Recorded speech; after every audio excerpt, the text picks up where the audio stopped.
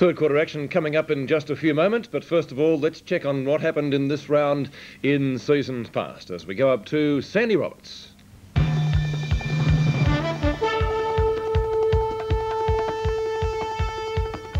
Thank you, Peter. Good evening, everyone. Yes, we'll return to all the action of the knockout final in just a moment. But first, there's been some great action over the years in this first semi-final. Let's relive some of the highs and lows now. 17 years ago, Collingwood was eliminated in the 1967 first semi-final, thanks mainly to the efforts of Geelong's great full forward, Doug Wade. Wade kicked 8 goals and the Cats won by 30 points.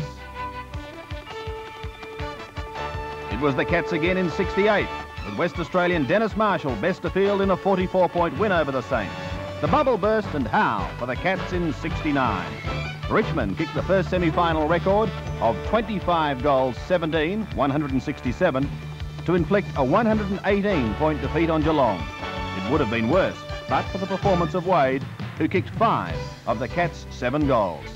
South made its first finals appearance since 1945 in the first semi-final of 1970, but it was to be the Saints who ran out victorious by 53 points in front of a record crowd of 104,000.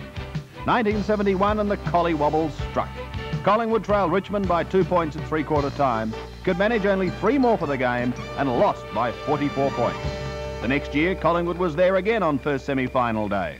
But St Kilda marched towards the 72 final with a 3-goal win. Kevin Bartlett was best of field in Richmond's 73 win over St Kilda as the Tigers booted 6 in the last term. Another great finals player, Lee Matthews, dominated in 1974, gathering 23 kicks and booting 7 goals in the Hawks' runaway 50-point win over Collingwood.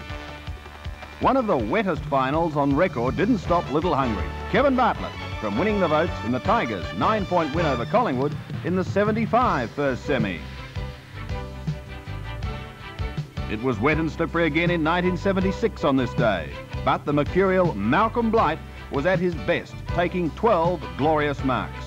Wayne Schimmelbusch chipped in with 6 and North defeated Geelong by 27 points. Only 48,000 saw what people have described as the perfect game in 1977. The little master Barry Cable gathered 17 kicks, shot out 18 hand passes and orchestrated North's great win over Richmond. Collingwood stopped Carlton in 1978, but Rene Kink copped 2 weeks for stopping David Mackay in his tracks. Mickey Conlon and David McMahon both escaped penalty after a tough semi-final clash between Fitzroy and Collingwood the next year. It was to be the end for the Lions, however, as the Magpies went on towards the grand final. 95,000 people, a record since the introduction of the Final 5, saw Collingwood slaughter Carlton in 1980.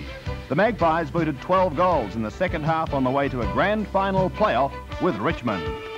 The Magpies were at it again in 1981, kicking vital goals in time on to snatch a thriller from the Lions, the margin a point. North bowed out in the 1982 first semi, but with 5 goals, Malcolm Blight reached the 100. Again, it was lethal Lee Matthews who ended the Roos' dreams. An inspirational 5-goal performance from skipper Terry Danaher was enough to push the Bombers into the preliminary final and signal the end for Fitzroy on first semi-final day 1983. So there it is, just some of the highlights of the first semi-finals of days gone by. I think you'll agree, some truly great action. Been some great action played today. Let's get back to the 1984 first semi-final. Here's Peter.